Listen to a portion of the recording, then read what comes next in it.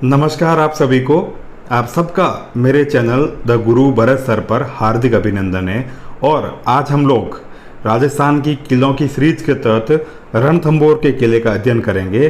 रणथंभौर का किला, तो देखो इसके बारे में जो कॉमन फैक्ट्स हैं सभी एग्ज़ाम के लिए, और जितने भी बुक्स, चाहे वो हुक्मीचंद जैन हो, जयसिंह नीरज हो, और अन्य किताबें, चाहे वो लक्ष्य हो, चाहे किसी और कोचिंग के नोट्स हो, या चाहे भली वो जयपुर जोधपुर की किसी भी कोचिंग के नोट्स हो, सबको मैंने कमल्टिव लेकर पुरानी बुक्स हैं एनसीईआरटी की वगैरह, राजस्थान अध्ययन वगैरह, इन सब का सार बनाकर मैंने आपको तथ्यों के रूप में प्रस्तुत किया है।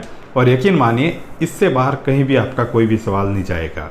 तो अब हम लोग इस किले के बारे में पढ़ना स्टार्ट करते हैं कि वर्तमान में ये किला सवाई माधोपुर में है। तो किले का जब लोकेशन पूछा जाए तो ये सवाई माधोपुर में है, ये आप लोगों को ध्यान रखना। और रणथंभौर दुर्ग का वास्तविक नाम रणतपुर है। तो ये रणतपुर है, अर्थात रण की घाटी में स्थित नगर। कभी पूछ ले आपको कि वास्तविक नाम क्या है, तो वो रणतपुर है, और जिसका सामान्य अर्थ होता है रण की घाटी में स्थित नगर। रण उस पहाड़ी का नाम है। रण वैसे युद्ध का पर्यायवाची भी है, लेकिन यहाँ रण उस पहाड़ी का नाम है जो किले की पहाड़ी से कुछ नीचे है, और थंब या स्तंभ उस पहाड़ी का नाम है जिस पर यह किला बना हुआ है। इसीलिए इस किले का नाम रणस्तंभपुर या फिर रणथंभौर पड़ा। मतलब ये थंब और ये, एक बार इसके बारे में आपको बता देते हैं। वैसे पहाड़ी बता दी मैंने, लेकिन फिर भी मतलब जैसे ये जो बताया है कि रण उस पहाड़ी का नाम है जो किले की पहाड़ी से कुछ नीचे है, और थंब मतलब ये इस तरह से, मतलब कि, और ये ऊपर वाली, इस पे किला स्थित है। तो ये अपना रण वाली हो गई, और ये थंब वाली हो गई जिस पर किला स्थित है। तो इसीलिए इस किले को नाम इन दोनों पहाड़ियों को मिलाकर ही रणथंभौर या रणस्तंभपुर या रणतपुर कहा जाता है। अब देखिए इस किले का, वैसे ये बड़ी विडंबना कहेंगे कि जिसको सार संभाल रखा जाना चाहिए वो आजकल खंडर में बदलते जा रहे हैं। तो अब ये अवशेषों के बारूद पर या बारूद के ढेर पर खड़ा किला भी कहलाता है। जर्जर होने की अवस्था में ये इसके चारों ओर पहाड़ियाँ स्थित है, और ये किला आज भी वैसे दर्शनीय स्थल के रूप में प्रसिद्ध है। ये किले का सीन है। और अब हम लोग इसके बारे में अन्य तथ्यों का अध्ययन करते हैं। मतलब तो अन्य तथ्य ये है, ये दुर्ग अंडाकार है। इसका आकार कैसा है? अंडाकार, और ये 7 पहाड़ियों के मध्य में स्थित है। ये गिरि दुर्ग मतलब जंगल वाला, और वन दुर्ग दोनों की श्रेणी में आता है। वह जंगल में भी स्थित है और गिरि यानी पहाड़ी पर भी स्थित है, इसीलिए इसको गिरि दुर्ग और वन दुर्ग दोनों ही श्रेणियों में रखा जाता है।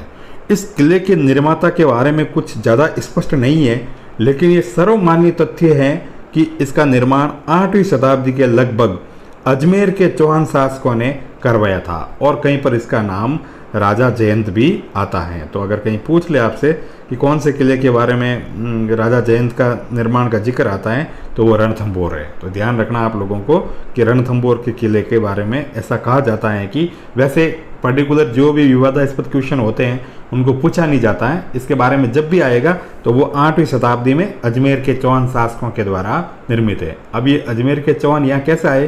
तो रणथंभौर दुर्ग में तराइन के द्वितीय युद्ध में जब गोरी जीत गया था 1192 ईस्वी के पश्चात, पृथ्वीराज तृतीय के पुत्र गोविंदराज चौहान ने यहाँ पर चौहान वंश की नींव रखी थी, और इस वंश का सबसे वीर और पराक्रमी और प्रतापी शासक हमीरदेव चौहान हुआ था। तो ये भी आप लोगों को ध्यान रखना है कि यहाँ जो चौहान वंश की शाखा की स्थापना है वो महान सम्राट पृथ्वीराज तृतीय की संतान या पुत्र गोविंदराज चौहान ने करवाई थी, और वहाँ के वंश का सबसे प्रतापी राजा, वैसे पृथ्वीराज अगर आपको याद हो तो अजमेर का शासक था मतलब, और रणथंभौर के वंश का सबसे जो प्रतापी शासक था वो हमीरदेव चौहान था। अब हम इसके बारे में आगे और तथ्यों के बारे में अध्ययन करते हैं। वो ये है कि अबुल फजल इस किले के बारे में कहता है कि बाकी सब किले नंगे हैं और ये किला बख्तरबंद है। बाकी सब किले नंगे हैं और ये किला बख्तरबंद है, मतलब कि ये चारों ओर से घिरा हुआ है। अगर आपको ध्यान हो तो अबुल फजल ने जैसलमेर के किले के बारे में हमने पिछले अध्याय में पढ़ा था कि उसने जैसलमेर के किले के बारे में कहा था कि यहाँ पर पहुँचने के लिए आपको पाषाण के पैर या पत्थर के पैर या पत्थर की टांगे होनी चाहिए। इतना दुर्गम स्थल पर वो किला स्थित है रेगिस्तान के बीच में। इसके बारे में ये कहा गया कि बाकी सब किले है ना, किले ये वाला किले, बाकी सब किले नंगे हैं, यही किला बख्तरबंद है। इस किले का मुख्य प्रवेश द्वार नौलखा दरवाज़ा है। तो ध्यान रखना, इस किले का जो मुख्य प्रवेश द्वार है वो नौलखा दरवाज़ा है और जैसलमेर के किले का मुख्य द्वार अक्षय पोल कहलाता है, जिसका जीर्णोद्वार, निर्माण नहीं है ध्यान रखना, जिसका जीर्णोद्वार जयपुर के महाराजा जगत सिंह ने करवाया था। तो कभी आपसे पूछ ले कि किसने करवाया, तो महाराजा जगत सिंह जी ने। और जगत सिंह ने कौन से किले का जीर्णोद्धार करवाया या दरवाजे का मतलब जीर्णोद्वार या पुनः उद्धार करवाया, तो वो नौलखा दरवाज़ा रणथंभौर का किला है। तोरण दरवाज़ा, हाथी पोल, गणेश पोल, सूरज पोल इस दुर्ग के अन्य प्रवेश द्वार भी है। मतलब इस किले में जोगी महल, सुपारी महल, शिव मंदिर, हमीर कचहरी, पीर सदरुद्दीन की दरगाह, ये थोड़ा सा इम्पोर्टेंट है, ध्यान रखना। पदमला तालाब, ये भी ध्यान रखना आप लोग, जिसमें हमीर की रानी रंग देवी के लीडरशिप में वीरांगनाओं ने 11 जुलाई 1301 को अलाउद्दीन खिलजी के आक्रमण के समय जल जोहर किया था। तो ध्यान रखना, जल जोहर राजस्थान का प्रथम जल जोहर या राजस्थान का प्रथम जोहर रणथंभौर दुर्ग में हुआ था। मतलब ध्यान रखना आप लोग। और हमीर महल, त्रिनेत्र गणेश मंदिर आदि दर्शनीय स्थल है। और जब हम मंदिर पढ़ेंगे तब ध्यान रखना, ये त्रिनेत्र गणेश मंदिर एकमात्र राजस्थान का त्रिनेत्र गणेश मंदिर जिसके 3 नेत्र हैं मूर्ति में भगवान श्री गणेश के, वह भी यहीं पर स्थित है। अब हम लोग आगे बढ़ते हैं।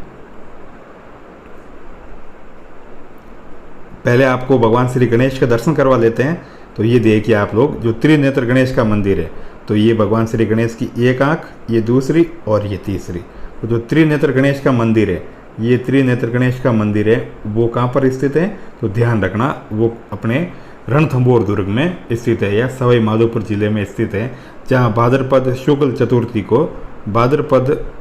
चतुर्थी को भव्य मेला पड़ता है। तो ध्यान रखना, एकमात्र ऐसी ये चतुर्थी है शुक्ल पक्ष की जहाँ पर मेला भरता है, मतलब त्रिनेत्र गणेश का मंदिर। अब देखिए आप लोग इसके बारे में अन्य तथ्य, ये अच्छा पॉइंट है कि इस किले में स्थित त्रिनेत्र गणेश के मंदिर में एक अज्ञात जल स्रोत है जिसे गुप्त गंगा कहा जाता है। अज्ञात जल स्रोत जहाँ से पानी निकलता रहता है और उसको गुप्त गंगा कहा जाता है। अब देखिए आप अगले पॉइंट्स, सुपारी महल।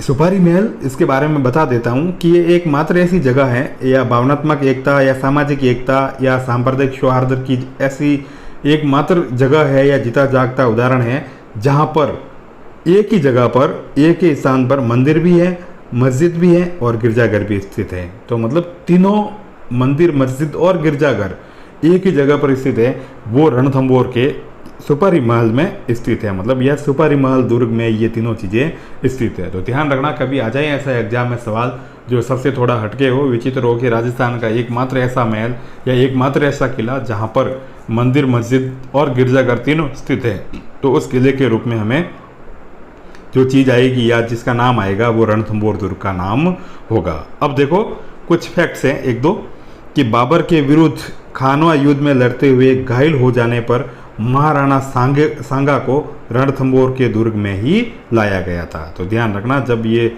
महाराणा सांगा लड़ते हुए घायल हो गए थे तब उनको यहीं पर लाया गया था। अब अगला पॉइंट्स देखिए आप लोग कि जय सिंह की छतरी, ये बड़ा प्रसिद्ध पॉइंट है। जय सिंह जी राजा हमीर के पिताजी थे। मतलब तो राजा हमीर ने अपने पिता की मृत्यु के बाद उनकी समाधि स्थल पर लाल पत्थरों से 32 विशाल खंभों वाली, कितनी भाई 32, तो ध्यान रखना 32 खंभों वाली विशाल छतरी का निर्माण कराया, जिस पर बैठकर हमीर देव न्याय करता था, इसीलिए इसे न्याय की छतरी भी कहा जाता है। तो कोई पूछ ले कि न्याय की छतरी कहाँ स्थित है, कौन सी है, किसे कहते हैं, 32 खंभों वाली छतरी कौन सी है, कहाँ स्थित है, निर्माण किसने कराया, किसकी याद में कराया, तो ये सारे पॉइंट्स आपको याद रहने चाहिए कि जय सिंह की छतरी है, जो राजा हमीर के पुत्र मतलब पिताजी थे सॉरी, और उनके पुत्र राजा हमीर ने उनकी मृत्यु के बाद उनकी समाधि स्थल पर लाल पत्थरों से 32 विशाल खंभों वाली, कितने खंभे हैं तो 32 विशाल खंभों वाली छतरी बनाई, जिस पर बैठकर हमीर देव न्याय भी करता था, इसीलिए इसे न्याय की छतरी भी कहा जाता है, या फिर ये न्याय की छतरी के नाम से भी प्रसिद्ध था, मतलब यह है। अब देखिए हम लोग ये जो आपको पढ़ाया था पीछे 32 खंभों वाली छतरी, तो वो देखो ये कुछ इस तरह से दिखती है। तो ये वो छतरी है राव जय सिंह की, जिसका निर्माण राव महाराजा हमीर देव ने कराया था, या राव हमीर देव ने कराया था, ध्यान रखना, मतलब 32 खंभों वाली छतरी है। तो ये आपका ना घूमने गए हो तब भी मैंने ये आपको दर्शन करवा दी है। मतलब अब हम जो पिछले पॉइंट से वो पढ़ते हैं, वो ये है कि मेवाड़ के महाराणा सांगा की रानी कर्मावती ने रणथंभौर दुर्ग चित्तौड़ आक्रमण के समय संधि के